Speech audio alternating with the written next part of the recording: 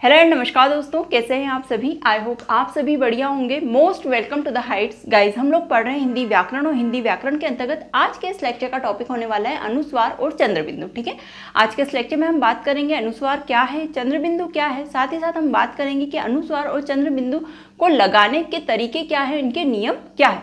काफ़ी इंपॉर्टेंट है, यहाँ से क्वेश्चन पूछे जाते हैं। एमपीपीएससी मेंस में एक क्वेश्चन पूछा गया है सीधे सीधे, तो आपको उसका आंसर इसी तरीके से लिखना था कि अनुस्वार और चंद्रबिंदु को पहले समझा दें कि ये क्या है, उसके बाद में आपको अनुस्वार एवं चंद्रबिंदु लगाने के नियम लिखना चाहिए। ठीक है, और जहाँ तक ऑब्जेक्टिव की बात की जाए, एमसीक्यू की बात की जाए, तो यहाँ से भी क्वेश्चन पूछे जा सकते हैं। तो ध्यान से लेक्चर को सुनेंगे, बिना किसी देरी के अब लेक्चर को स्टार्ट करते हैं। नोट डाउन करना स्टार्ट कर दीजिए, हेडिंग डाल लीजिए सबसे पहले अनुस्वार और चंद्रबिंदु। सबसे पहला तथ्य यहाँ क्या लिखा हुआ है, यहाँ लिखा है अनुस्वार एवं चंद्रबिंदु दोनों अनुनासिक के बदले आते हैं। ठीक है, अनुस्वार एवं चंद्रबिंदु दोनों ही अनुनासिक के बदले आते हैं। अब यहाँ पे हम एक एक शब्द को समझने की कोशिश करते हैं। अनुस्वार, जैसा कि पहले के लेक्चर में हमने अनुस्वार के बारे में चर्चा कर ली है, लेकिन फिर भी बता दूं कि शिरोरेखा के ऊपर लगने वाले बिंदु को अनुस्वार कहा जाता है। शिरोरेखा मतलब कोई भी शब्द लिखा जाता है, जैसे शब्द लिखा हमने, है ना, शब्द ये लिखा, तो इस पे ये जो लाइन बनाई है हमने, इसे कहते हैं शिरोरेखा। ठीक है, इसे क्या कहा जाता है, इसे शिरोरेखा कहा जाता है, जिसमें सभी वर्णों को क्या करते हैं, बांधा जाता है ना, उनके सिर पर लाइन के माध्यम से उन्हें एक दूसरे के साथ बांधा जाता है, तो ये कहलाती है शिरोरेखा। ठीक है, शिरोरेखा। अब हम समझते हैं अनुस्वार। तो अनुस्वार का सिंबल क्या होता है,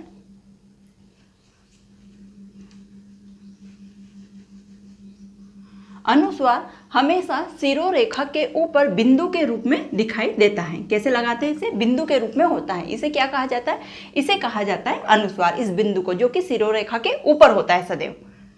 चंद्रबिंदु, चंद्रबिंदु क्या है, तो चंद्रबिंदु चंद्रमा के आकार का होता है, इसीलिए इसे चंद्र कहा जाता है। चंद्र और ऊपर बिंदु रहता है, इसलिए चंद्रबिंदु कहा जाता है। ठीक है, ये वाला सिंबल रहता है जो कि शिरोरेखा के ऊपर लगता है, ये भी शिरोरेखा के ऊपर लगता है। ठीक है, अनुस्वार भी शिरोरेखा के ऊपर लगता है बिंदु के रूप में, और चंद्रबिंदु भी शिरोरेखा के ऊपर चंद्र और बिंदु के रूप में दिखाई देता है। आई होप समझ में आ गया होगा अनुस्वार क्या है, चंद्रबिंदु क्या है। फिर से एक और बार फैक्ट को पढ़ेंगे, क्या लिखा है, अनुस्वार एवं चंद्रबिंदु दोनों अनुनासिक के बदले आते हैं। अनुनासिक क्या है, तो अनुनासिक किसी भी वर्ग, क वर्ग ले लीजिए आपका, च वर्ग, प वर्ग, ट वर्ग, त वर्ग, कोई सा भी वर्ग ले लीजिए, उसका जो पंचम वर्ण है, जो उसका आखिरी वर्ण है, वे अनुनासिक कहलाते हैं। जैसे क वर्ग का पंचमाक्षर क्या है, अंग, च वर्ग का क्या है, इय, ट वर्ग का क्या है, अण, त वर्ग का न, और प वर्ग का म।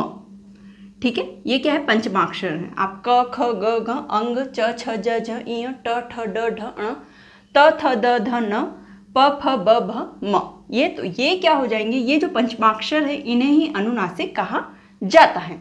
तो सीधे सीधे लिखा हुआ है अनुस्वार एवं चंद्रबिंदु दोनों अनुनासिक के बदले आते हैं। जिन शब्दों में अनुनासिक लगे होते हैं उनके बदले में हम अनुस्वार भी लगा सकते हैं और कहीं पे चंद्रबिंदु भी लगा सकते हैं। ठीक है, ध्यान रखेंगे अनुनासिक मतलब इनकी बातें हो रही है, अंग, इय, ण, न और म की। आगे चलते हैं, आगे क्या लिखा हुआ है, अनुस्वार एवं अनुनासिक दोनों एक दूसरे में परिवर्तित हो सकते हैं। अनुस्वार जो है, जो कि शिरोरेखा के ऊपर बिंदु के रूप में होता है, अनुस्वार व अनुनासिक, अनुनासिक कौन कौन से, अंग, इय, ण, न और म। ये जो अनुनासिक है दोनों एक दूसरे में परिवर्तित हो सकते हैं। चाहे आप अनुस्वार लगा लो, अनुस्वार लगाने की इच्छा नहीं है तो आप उनके बदले में अनुनासिक को लगा सकते हैं। ठीक है, तो एक दूसरे में परिवर्तित हो सकते हैं। जैसे कि अंत, यहाँ पे क्या एग्जाम्पल में लिखा हुआ है, अंत। अंत में शिरोरेखा के ऊपर आपको एक बिंदु दिख रहा है, इस बिंदु का मतलब क्या है, ये है अनुस्वार। इस अनुस्वार को यदि नहीं लगाना है तो आप क्या लिख लेंगे, अनुस्वार की जगह आप अनुनासिक का प्रयोग कर सकते हैं, जो कि यहाँ पे न है। ठीक है, इसी तरह खंबा, खंबा में अनुस्वार लगाए, अब आपको अनुस्वार हटाना है तो आप क्या करेंगे, आप उसकी जगह अनुनासिक का प्रयोग कर सकते हैं, जो कि म के रूप में यहाँ पे किया गया है।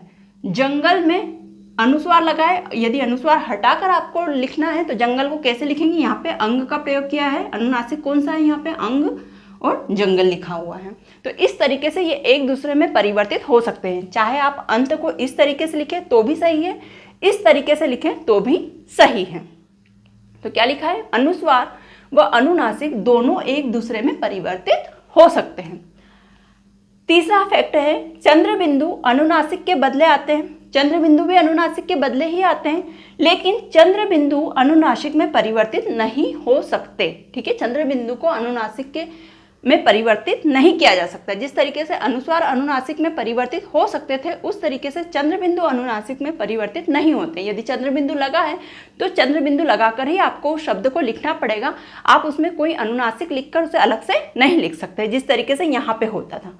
ठीक है, तो जैसे गांधी, चांद, ये एग्जाम्पल है। इनके ऊपर क्या लगा हुआ है, चंद्र बिंदु लगा हुआ है। आप गांधी को इस तरीके से नहीं लिख सकते, ये रॉन्ग होगा।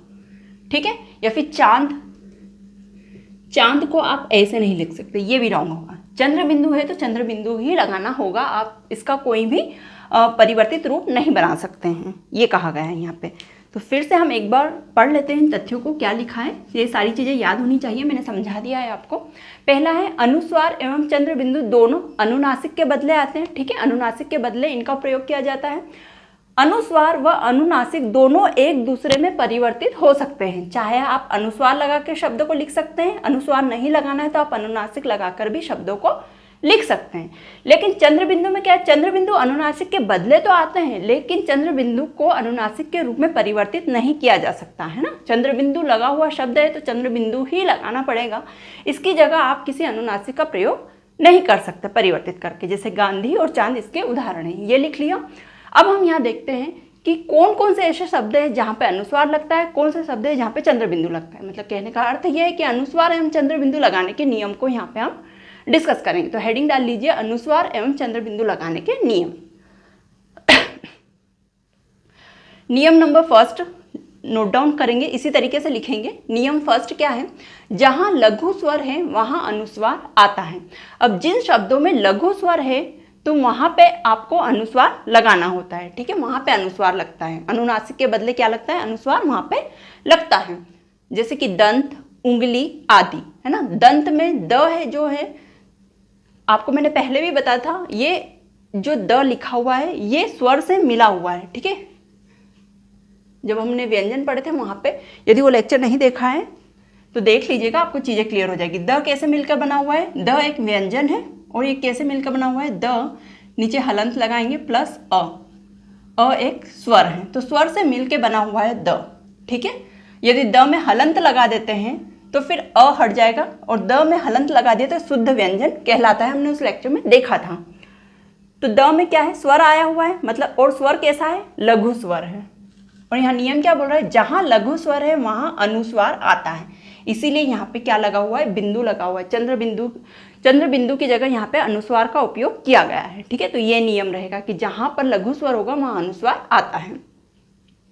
नियम 2 क्या कहते हैं, जहां दीर्घ स्वर होते हैं वहां चंद्र बिंदु आता है। ठीक है, जहां लघु स्वर है वहां पे अनुस्वार का उपयोग होता है, लेकिन जिन शब्दों में दीर्घ स्वर आता है वहां पर चंद्र बिंदु आता है। जैसे कि दांत, आंत, ऊंट आदि।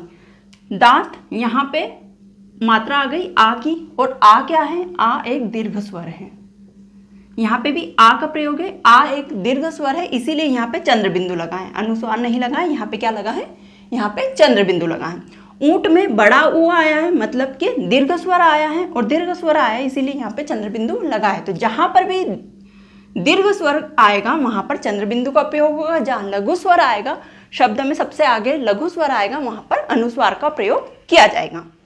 आगे चलते हैं, नियम नंबर 3 देखते हैं। जहां शिरोरेखा के ऊपर मात्रा होती है वहां अनुस्वार आता है।